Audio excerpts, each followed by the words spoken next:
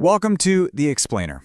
Today, we're diving into a really tough story, a full decade of Pakistan's economy, which has been caught in this damaging, seemingly endless pattern.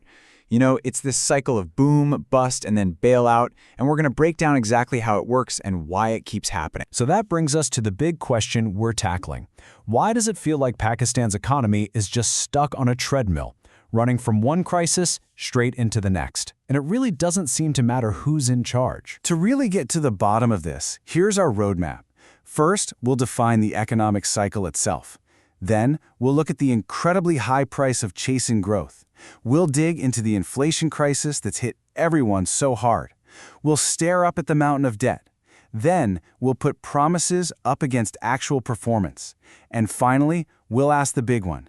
Can this cycle ever be broken? All right, let's get into it. Section 1. Pakistan's economic cycle. Before we get into the nitty-gritty, we first have to understand the basic pattern of what's been going on. And, who the key players were that had to deal with. Okay, this right here is the heart of the problem. It's called the boom-bust cycle. And here's how it goes. A government comes in and pushes really hard for high growth, usually by getting people to spend more. And for a little while, things feel great. But it's just not sustainable. It leads to these huge deficits, a currency crisis follows, and that forces them to go to the IMF for a bailout. And that bailout, it comes with painful conditions, austerity measures that pretty much choke the economy. And then the whole thing just starts all over again. So who were the players caught in this cycle? Well, from 2013 to 2018, you had Nawaz Sharif's PMLN. They delivered that high growth, but the imbalances started to show. Then, from 2018 to 2022, Imran Khan's PTI came in. They started with austerity, but then created their own unsustainable boom. And since 2022, it's been the PDM coalition, led by Shehbaz Sharif, and their entire job has been just trying to avoid a total collapse, which has meant, you guessed it, more painful stabilization. Okay, on to Section 2, the high price of growth. Look, every single government wants to deliver prosperity, right? They want good GDP numbers. But here, we're going to see how that very chase for growth came at a really steep and ultimately an unbearable price. You could see the story right here in the GDP numbers. Under the PMLN, growth was cruising at a pretty solid 4.7% average. PTI's time in charge was a bit more of a roller coaster, averaging 3.5%. But the real kicker is what came next. The PDM era, which was tasked with cleaning up the mess, saw the economy actually shrink. That right there, that negative number, that's the bust in living color. And here's that trade-off I was talking about. You can see it plain as day. The push for growth, whether it was fueled by those massive CPAX investments under PMLN or the big post-COVID stimulus under PTI, well, it led to the exact same problem every single time. Record-shattering current account deficits.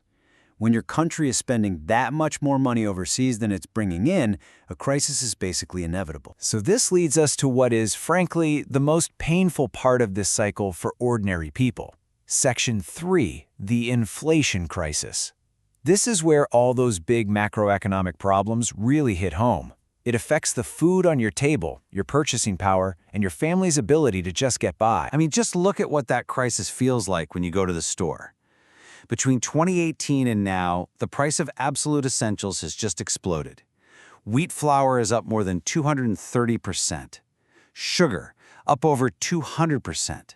A liter of petrol, up almost 190%. This isn't just a chart with numbers.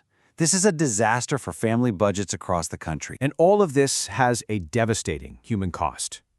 The World Bank estimates that by fiscal year 2023, nearly 40% of the entire country had been pushed back below the poverty line. We're talking about years and years of progress on poverty reduction just gone, wiped out. Now, if you look at the official average inflation rates, it tells the exact same story. Under the PMLN, it was a pretty manageable 5.1%. Then, during the PTI years, it doubled to over 10%. But during the PDM stabilization phase, the bust, it just exploded to an average of over 29%, even peaking at a mind-boggling 38% in May of 2023. Okay, Section 4, the mountain of debt. This is the issue that's lurking underneath this whole crisis. And it's not just a big number on a spreadsheet. It's a structural trap that limits every single decision the government tries to make. I want you to just let this number sink in for a second. In less than 4 years, the PTI government added over 19 trillion rupees to the public debt. To put that in perspective, that's almost as much debt as Pakistan had piled up in its entire 71-year history before they took office. Just incredible. So what's the real-world consequence of all that borrowing? Well, this is it. A gigantic slice of the national budget, the biggest piece of the pie, in fact, can't be used to build schools or hospitals or roads. It just goes to paying interest on the loans we've already taken out. This debt servicing literally cripples the government's ability to invest in the future of the country. All right, Section 5, Promises versus Performance. So, with this huge economic storm brewing, how did the governance hold up? Let's take a look at the scorecard, and we'll focus on the PTI's time and power, mainly because they came in on such a powerful platform of reform. One of the biggest, most central promises was a huge crackdown on corruption. But the reality, at least according to Transparency International's widely used index, was that Pakistan's ranking in the world actually got worse, falling from 117th place down to 140th. That's a pretty stark gap between the promise and the perceived result. Another core promise was austerity. You probably remember all the headlines about auctioning off luxury government cars and things like that. But while those moves were symbolic, they barely made a dent financially. The reality was the complete opposite of austerity. An historic borrowing binge that just piled on even more debt. Now, it is absolutely crucial to present a balanced view here, and the source material does point to some clear successes. For one, Pakistan made a huge jump, 28 places, in the World Bank's Ease of Doing Business Index, which is a big deal. And the Ehsaas social safety net was seen as a real innovation. It used data analytics to clean up aid lists, kicking out nearly 1 million ineligible people so that help could get to those who truly needed it, especially during the pandemic. And so that brings us to our final and maybe our most critical section. Can the cycle actually be broken? Let's pull all these threads together now and really look at the fundamental choice that Pakistan is facing. So, let's just quickly recap this vicious cycle one last time. A government inherits a crisis, so it runs to the IMF. That leads to painful stabilization, which makes voters angry. Then political pressure builds to shift focus to short-term high growth. This, of course, creates unsustainable deficits and drains foreign currency reserves. Then a new, even deeper crisis hits, and the cycle starts all over again, but this time from an even higher mountain of debt. In the end, it really boils down to this single powerful insight from the source analysis. Political imperatives consistently triumphed over prudent economic management, trapping Pakistan in a vicious boom-bust cycle. That, right there, is the heart of the entire matter. Which leaves us all with this final, critical question.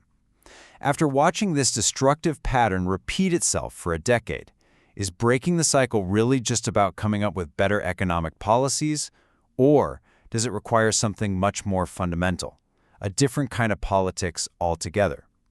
That's the challenge that data puts right in front of us. Thanks for joining The Explainer.